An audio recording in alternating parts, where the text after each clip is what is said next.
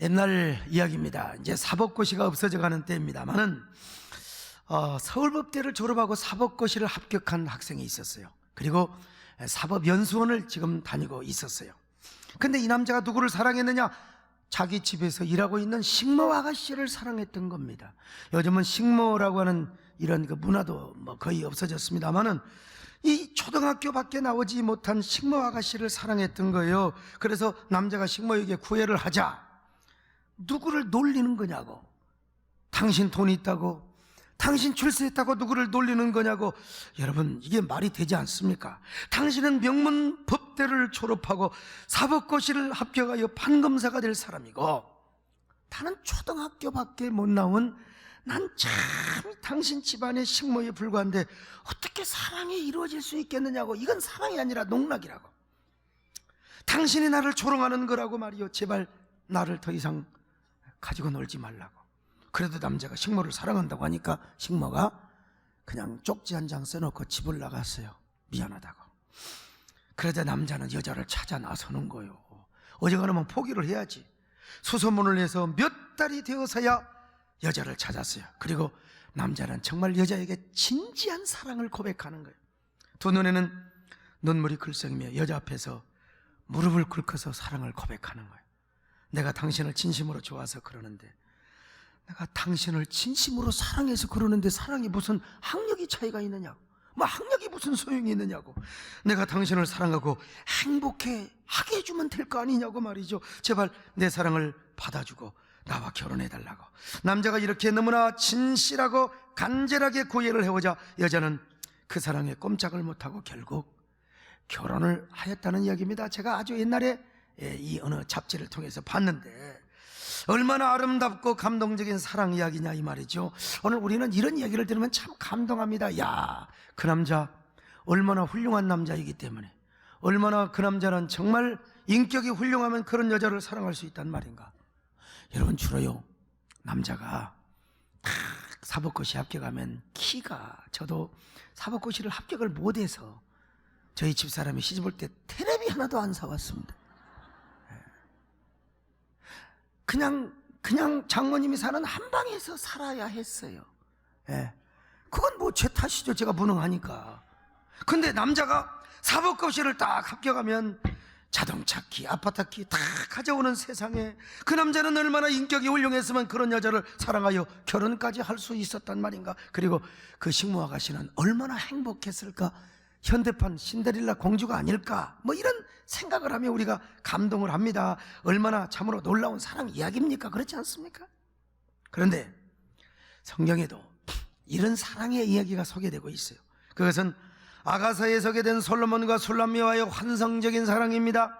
솔로몬은 당시 제국의 대왕이었을 뿐만 아니라 주변의 모든 나라를 다 정복한 황제 중의 황제였습니다. 그리고 술람미 여인은 어떤 여자였느냐? 저 구약 신학자인 아이런 사이드에 의하면 당시 솔로몬이 소유하고 있던 에브라임 산지 포도원의 그 소장농의 딸이었다는 것입니다. 다시 말하면 포도원의 소작인 딸이었다는 것입니다. 그런데 이들이 사랑에 빠졌습니다. 특별히 이 사랑은 솔로몬의 구애로 시작이 되었습니다. 당시 솔로몬 왕이 자기 포도원을 순방할 때 보니까 술람미라고 하는 아가씨가 얼굴은 가마티테 해가고 막 타가지고 성실하게 일을 하는 거예요. 밭도 메고 포도가지도 치고 경작을 하는데 얼마나 땀을 흘리는지 그 여자에게 눈길이 간 겁니다. 자기 오빠들도 열심히 일해서 포도원을 경작해야 되는데 오빠들은 일을 안 하고 뭐 소주나 갖다 놓고 요즘으로 뭐 화투나 치면서 여동생에게, 이게 이스라엘의 전설에 하면 배다른 동생이라는 겁니다. 그래서 배다른 여동생에게 전부 포도원을 맡기고 자기들은 놀고 자빠져 있어요. 근데 술람미 여인은 꾀 하나 파지 않습니다. 꾀 하나 부리지 않고 두 오빠들의 포도원까지 그렇게 열심히 경작을 하는 거예요. 그래서 이 여자의 얼굴은 완전히 햇빛이 쫙 흘려가지고 완전히 거무튀튀하게 생겼습니다. 자, 아가서 1장 6절을 보실까요? 시작. 내가 햇볕에 쬐어서 거무스름할지라도 흘겨보지 말 것은 내 어머니의 아들들이 나에게 놓아여 포도원지기로 삼았음이라. 나의 포도원을 내가 지키지 못하였구나. 자, 이런 모습이 솔로몬의 눈에 띄었습니다. 그러자 솔로몬이 그 여인을 향하여 막 긍휼히 마음이 여기는 마음이 생기는 것입니다. 언제부턴가 막 애잔한 마음이 생기고 가슴에 막 파도가 치기 시작하는 거요. 울렁거리듯 사랑하는 마음이 생기는 거예요. 그래서 솔로몬이 술람미 여인에게 막 구애를 하기 시작합니다. 당시 솔로몬은 많은 경원과 호위 군병들을 데려갔지만 다 물리쳤어요. 그리고 솔람미 여인에게 따뜻한 모습으로 찾아가서 구애를 하고 프로포즈를 합니다. 술람미야, 왜 이런지는 몰라도 내 마음이 너에게 가는지, 내가 너를 사랑한다.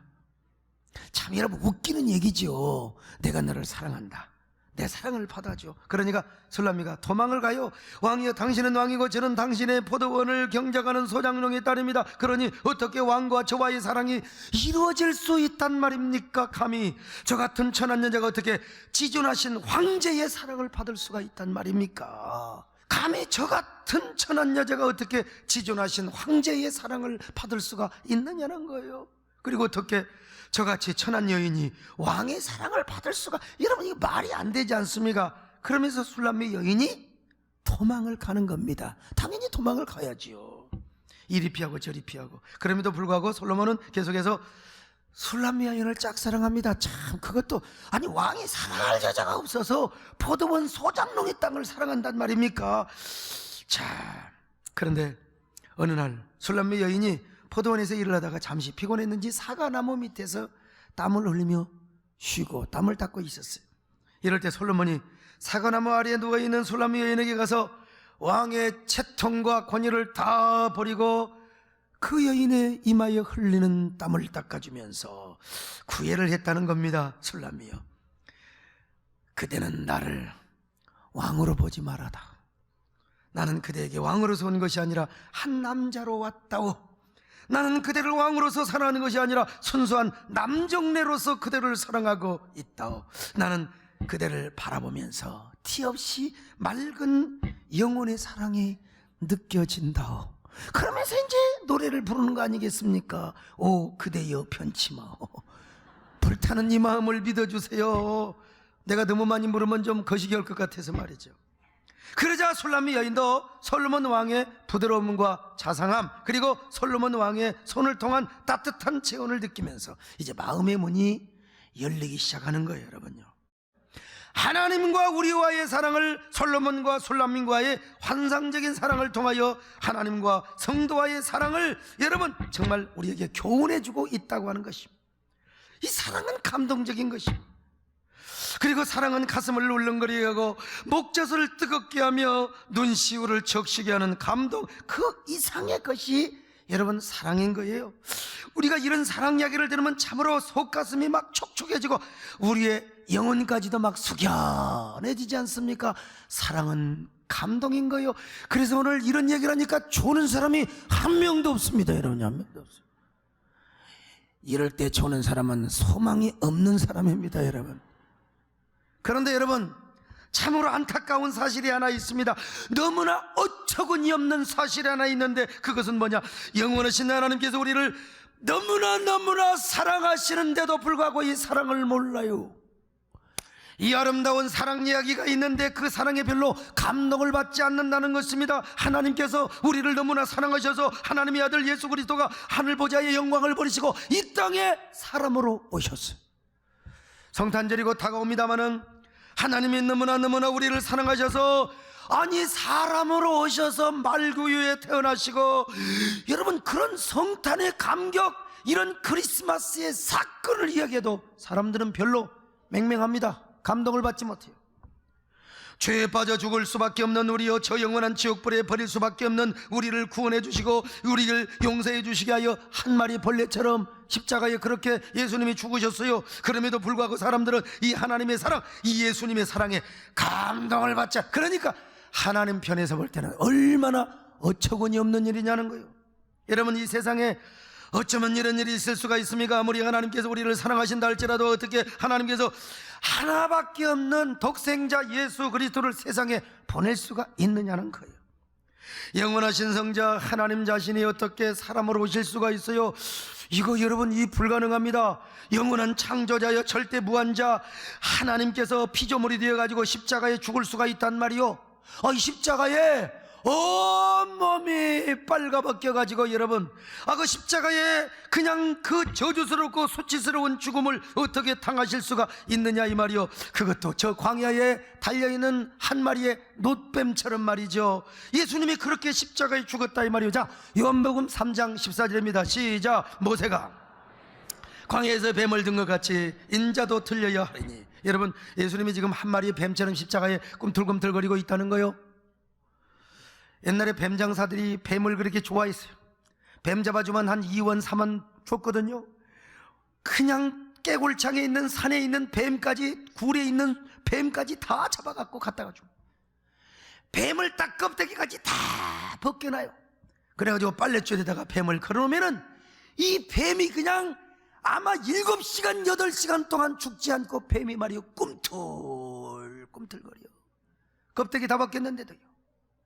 우리 예수님이 그렇게 십자가에 매달려 대롱대롱 달려있으니 얼마나 민수기사를 보면은 그 예수님이 광야에서 놋뱀으로 달렸느냐. 아니, 이스라엘 백성들이 너무 불평하잖아요. 뱀들이 와서 물어버렸어요. 불뱀들이 와서 물어버려서 다 죽을 병에 걸렸습니다. 모세에게 말씀하셨어요. 모세야, 놋뱀을 만들어서 저 영문 밖에다 두어라. 그리고 저 뱀을 쳐다보는 자마다 구원을 받으리라. 그런데 그때도 뱀에 물려서 죽어가는 사람들이 아이고 무슨 뱀 본다고 우리가 구원을 받아, 뱀 본다고 우리가 무슨 병 나서 차라리 죽고 말지, 이런 인간들이 있었다니까요. 그런데 믿음으로 가서 다리를 그냥 끌어안고 쩔뚝거리면서 그 영문 밖에 있는 놋뱀을 바라보는 자들은 구원을 받았어요. 그 놋뱀이 무엇을 말합니까? 오늘 사도 요한은 예수 그리스도의 십자가의 죽으심을 예표한단 말입니다, 여러분요. 자, 그런데 예수님이 어떻게 지금 십자가에 달려있느냐? 지금 한 마리의 뱀처럼 대롱대롱 달려있네요. 마치 우리 어릴 때 뱀 장사에게 뱀 좋아하는 사람한테 뱀 잡아주면 빨랫줄에 뱀 걸어놓으면 막 꿈틀꿈틀거리는 것처럼 말이죠. 여러분, 이 얼마나 수치스러운 모습이에요. 얼마나 저주스러운 모습입니까? 그리고 그렇게 죽어가던 예수님은 얼마나 고통스러웠겠습니까? 누구 때문에, 무엇 때문에 이런 일이 일어났냐고요? 바로 저와 여러분을 위해서 예수님이 십자가에 달리셨어요. 오늘 여러분은 어떻습니까? 하나님의 사랑 앞에 어떤 반응을 하고 있어요? 사랑은 뭐냐? 반응을 하는 거예요. 반응을 하는 거예요. 내가 너를 사랑한다는데 전혀 상대방이 믿어주지도 않고 무시하고 반응이 없으면 이건 여러분 그 사람을 무시하는 것이고 그 사랑을 무시하는 거예요. 성경을 보면 이런 순결하고 순백스러운 영혼을 가진 사람을 만날 수가 있어요. 오늘 본문을 기록한, 요한복음을 기록한 사도 요한입니다. 늙어 죽기까지 하나님의 사랑에 감격하며 사랑의 몸부림을 쳤던 사람입니다. 그가 누굽니까? 오늘 본문을 기록한 사도 요한이라고 그랬잖아요. 그는 일생 동안 하나님이 사람이 되어오신 신비 앞에 마음이 매여 있었습니다. 어떻게 하면 하나님이 사람이 되어오실 수 있을까?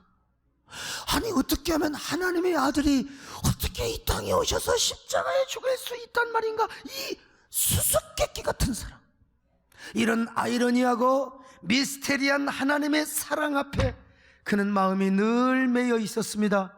부담이 되어 있었어요. 108이 성성할 때까지 그는 감탄과 경탄의 생애를 살았어요. 그래서 그는 요한복음 1장 1절부터 성육신의 사건을 기록합니다. 태초에 말씀이 계셨는데 그 말씀이 하나님이셨고 그 말씀 대신 하나님께서 육신을 입고 이 땅에 오셨다는 것입니다. 말씀이 육신이 우리 가운데 거하매 이것이 바로 독생자의 영광이며 은혜와 진리가 충만하더라. 이 하나님의 성육신의 강탄의 사건을 막 놀이하며 감격하고 있어요. 그러니 108이 성성하던 90대 노인 95세야. 95세가 되면 눈물도 말라버려요. 감정도 일지가 않습니다. 그런데 눈만 감으면 예수님과 함께했던 3년간의 추억들이 막 주마등처럼 스쳐가는 거예요. 요단강에서 처음으로 예수님을 만났던 장면들, 그리고 오병이어의 역사, 고기를 구워 드셨던 일들, 팔복산에서 말씀을 가르치고 베세다 들판에서 여러 가지 일들, 그 오병이어 칠병이어의 기적들, 아니 다른 제자들은 다 도망가 버렸지만 자기 혼자 남아서 예수님의 죽음을 끝까지 목격하던 장면들, 그 모든 장면들이 여러분 필름처럼 주마등같이 스쳐가는 거예요. 그런데 여러분, 그 예수님이 누구였느냐? 옛날에는 사람으로 알았어요. 훌륭한 선생님인 줄 알았어요. 그랬는데 그분이 누구냐? 하나님이셨다 이겁니다. 그때는 사람으로 알고 사람으로 대하여 만지작거렸던 그분이 바로 하나님이셨단 말입니다. 그리고 그 하나님께서 우리를 너무나 사랑하셔서 우리 위하여 십자가에 죽으셨다니, 우리 죄를 용서해 주시고 우리에게 영원한 생명을 주시기 위하여 십자가에 죽으셨다니. 여러분, 사도 요한은 이러한 사건만 생각하면 막 눈물이 마를 날이 없었어요. 하나님이 우리를 얼마나 사랑하셨으면 이런 일이 있을 수 있단 말인가? 하나님이 우리를 얼마나 사랑하셨으면, 아니 어떻게 예수님이 십자가에 죽으실 수가 있단 말인가? 여러분, 사도 요한은 감격했습니다. 90대가 넘는 그 백발노인이 되었음에도 불구하고 이 하나님의 사랑만 생각하면 마음이 경탄스럽고, 그리고 마음이 동하여 눈물만 주르륵 흘러내렸다는 것입니다. 그러다가 그는 성령의 감동으로 요한복음 3장에 와서 이렇게 고백합니다. 하나님이 세상을 이처럼 사랑하사 독생자를 주셨다고 노래하고 있습니다. 하나님이 세상을 이처럼 사랑하사. 요한복음 3장 16절을 우리가 같이 한번 읽어보시겠습니다. 시작. 하나님이 세상을 이처럼 사랑하사 독생자를 주셨습니다. 이는 그를 믿는 자마다 멸망하지 않고 영생을. 하나님이 세상을 이처럼 사랑하사, 이 부사를 썼어요. 하나님이 세상을 이처럼 사랑하사. 여러분, 이 땅에서 가장 아름다운 사랑 이야기입니다. 이 하나님의 러브스토리야말로 세상에서 가장 아름답고 감동적인 사랑의 이야기예요. 여러분, 감동적이고 아름다움을 초월하여 온 세계에 수수께끼 같고 아이러니하고 미스테리하며 이거 풀릴래야 풀릴 수 없는 신비적인 사랑의 이야기입니다. 하나님이 세상을 이처럼 사랑하사. 이 수수께끼 같고 미스테리 중에 미스테리적인 하나님의 사랑을 과연 누가 설명할 수 있어요? 어느 천재 문학인이 이걸 설명할 수 있겠습니까? 셰익스피어가, 톨스토이가, 단테나 그리고 쾌테가 설명할 수 있겠습니다. 내가 좋아하는 이어령 선생님이나 김은 소설가 같은 분이 여러분 이 하나님의 사랑 이야기를 설명할 수 있겠습니까? 여기 계신 우리 남진 선생님이 노래를 정말로 기가 막히게 한다고 이 하나님의 사랑 이야기를 100% 다 전달해 줄 수 있겠습니다. 그래서 사도 요한은 이렇게 표현했습니다. 하나님이 세상을 이처럼 사랑하사. 하나님이 세상을 이처럼 사랑하사. 여러분, 이 얼마나 감동적인 사랑 이야기입니까? 얼마나 수수께끼 같은 이야기냐? 그것은 바로 우리를 향한 하나님의 어쩔 수 없는 사랑의 본성 때문에 일어났던 엄연한 사건이에요. 우리를 너무나 사랑하셔서 우리를 구원하지 않으면 도저히 견딜 수 없어서 미칠 수밖에 없는 하나님의 사랑의 본성 때문에 일어났던 엄연한 사건이라는 거요. 그러니 여러분, 만일 이 하나님의 사랑을 받고 누리며 사는 사람이 얼마나 행복한 사람입니까? 여러분은 더 행복한 사람인 줄로 믿습니다. 여러분 언제나 감동적인 삶을 사시기를 바랍니다. 만족한 삶을 사시기를 바랍니다. 행복한 인생을 사시기를 바랍니다. 여러분, 이처럼 아름다운 이야기가 어디가 있습니까? 이처럼 아름다운 사랑의 이야기가 어디가 있느냐는 거예요. 여러분은 이 세상에 살면서 하나님의 사랑을 어떻게 반응하고 계세요? 이런 사랑 이야기를 듣고도 아이고 뭐 저것들 광신지 아니야, 아이고 진짜 예수를 좀 점잖하게 믿지 왜 저렇게 소목사는 들썩거리는지 모르겠어, 이거 아직 사랑이 뭔지를 몰라. 여러분 솔직히 다 지금 점잖하게 앉아있지만 젊은 날 한 여자를 위해서, 한 남자를 위해서 얼마나 사랑에 불탔습니까? 지금은 이제 썩을 넘어가고 살지만 그렇잖아요. 우리가 첫사랑에 불타면요 진짜 이래 살아가는 겁니다. 하나님은 예수님을 통하여 이렇게 당신을 향한 하나님의 사랑을 표현해 주었는데, 아이고 아직도 긴가민가 알쏭달쏭 깨우뚱깨우뚱 합니까? 아직도 그리스도를 못 만난 사람이죠. 하나님을 못 만난 사람. 오늘 우리 교회 처음으로 오신 분 계시나요? 여러분, 이런 하나님의 사랑 이야기를 들어본 적이 있습니까? 주님을 만나셔서 죄 용서함 받고 황홀한 구원을 받고 여러분 인생의 목마름과 갈증을 해결받고 이 땅에서 가장 행복하고 만족스러운 인생을 살아가고 계시나요? 아니에요. 예수 없는 인생은 다 그렇고 그렇습니다. 저도 마찬가지고 말이죠. 오늘 예수님을 만나시기를 바랍니다. 하나님의 사랑을 받아들이시기를 바랍니다. 예수님을 믿으시기를 바랍니다. 예수님을 믿는 가운데도 인생의 고난과 고통 때문에 울고 있는 성도가 계십니까? 난 몰래 외로워서 울고 고독해서 울고 있지 않습니까?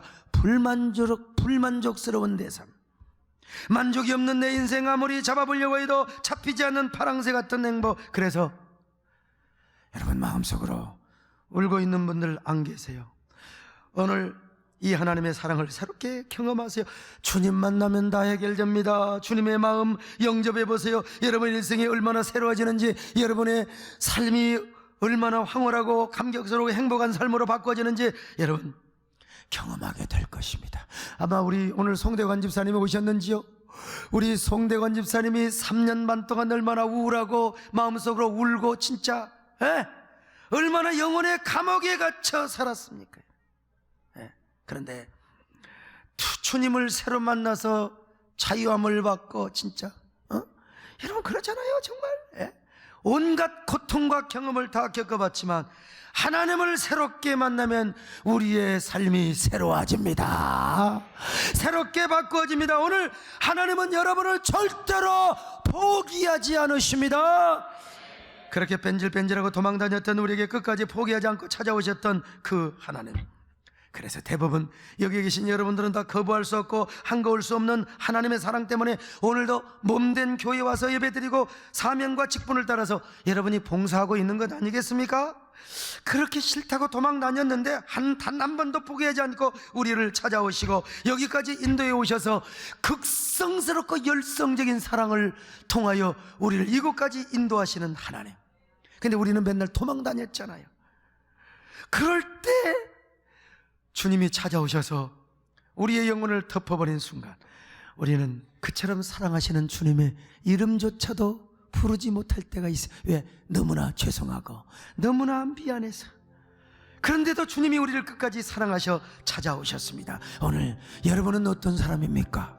과연 우리 하나님의 사랑 속에 어떻게 살아가는 사람입니까? 어떤 반응과 어떤 감격을 갖고 살아가는 사람입니까? 주님의 사랑 속에 들어오시기를 바랍니다. 그 사랑의 영역 안에 사시기를 바랍니다. 힘들고 어려워도 이 주님의 사랑의 끈을 놓치지 마시기를 바랍니다. 내 생의 마지막 한 달이라고 생각하면서 최선 다해 목숨 걸고 하나님을 사랑하며 예배드리시기를 바랍니다. 예수 믿지 않는 사람 처음으로 나오신 분들이요, 여러분 예수님을 믿으시기 바랍니다. 그런 여러분 되시기를 주의 이름으로 축원합니다.